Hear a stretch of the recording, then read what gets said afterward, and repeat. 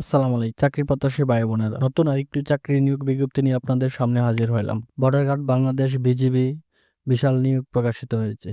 সুপ্রিয় চাকরি প্রত্যাশীগণ, যেহেতু বর্ডার গার্ড নতুন নিয়োগ বিজ্ঞপ্তি প্রকাশিত হয়েছে, সেখানে আপনারা বাংলাদেশের সকল জেলা থেকে নারী পুরুষ উভয় আবেদন করতে পারবেন। নতুন নিয়োগ বিজ্ঞপ্তি সংক্রান্ত A to Z বিষয় আজকে এই ভিডিওতে তুলে ধরার চেষ্টা করব। এই সার্কুলার কিভাবে আবেদন করবেন, আবেদন শুরু শেষ কবে, কত টাকা ফি লাগবে, সো ভিডিওটি না টেনে শুরু থেকে শেষ পর্যন্ত দেখতে থাকুন। মূল ভিডিও আলোচনা করার পূর্বে আপনাদের কাছে ছোট্ট একটি রিকোয়েস্ট থাকবে, আপনারা যারা আমাদের এই জব নিউজ টেক চ্যানেলটি সাবস্ক্রাইব করেন নাই, অবশ্যই চ্যানেলটি সাবস্ক্রাইব করে রাখবেন। অল বাটনে প্রেস করে দিবেন যাতে করে নতুন ভিডিও আপলোড করার সাথে সাথে আপনার কাছে নোটিফিকেশন চলে যায়।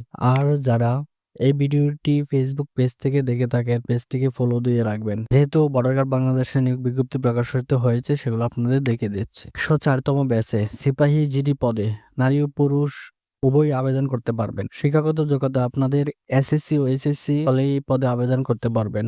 এসএসসি সমমান কমপক্ষে 3 পয়েন্ট এবং এইচএসসি কমপক্ষে 2.50 হয়ে উত্তীর্ণ হতে হবে। বয়স 18 থেকে 23 বছর।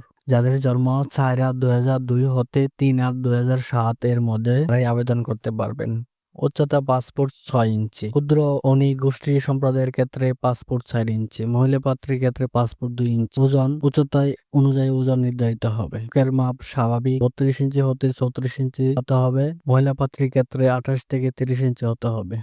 দৃষ্টি শক্তি 6/6 থাকতে হবে। বৈবাহিক অবস্থায় অবিবাহিত হতে হবে। এভাবে আবেদন করবেন। আপনারা যেখানে দেখতে পাচ্ছেন joinborderguard.bgb.gov এই ওয়েবসাইটে প্রবেশ করে 4 ফেব্রুয়ারি 2025 সকাল 10 ঘটিকা হতে 13 ফেব্রুয়ারি 2025 রাত 12 ঘটিকা পর্যন্ত আবেদন করতে পারবেন। আবেদনের জন্য প্রয়োজন হবে এই যে দেখতে পাচ্ছেন join.borderguard.bgb.gov এই ওয়েবসাইটে প্রবেশ করে আপনাকে আবেদন সম্পন্ন করতে হবে। আবেদনের ফি 56 টাকা প্রদান করতে হবে। আমাদের এই চ্যানেলে যাবতীয় চাকরির বিজ্ঞপ্তিগুলো পাবেন সবার আগে। কারো কোনো প্রশ্ন থাকলে অবশ্যই কমেন্ট করে জানাবেন। আজকের মতো এখানেই শেষ করছি।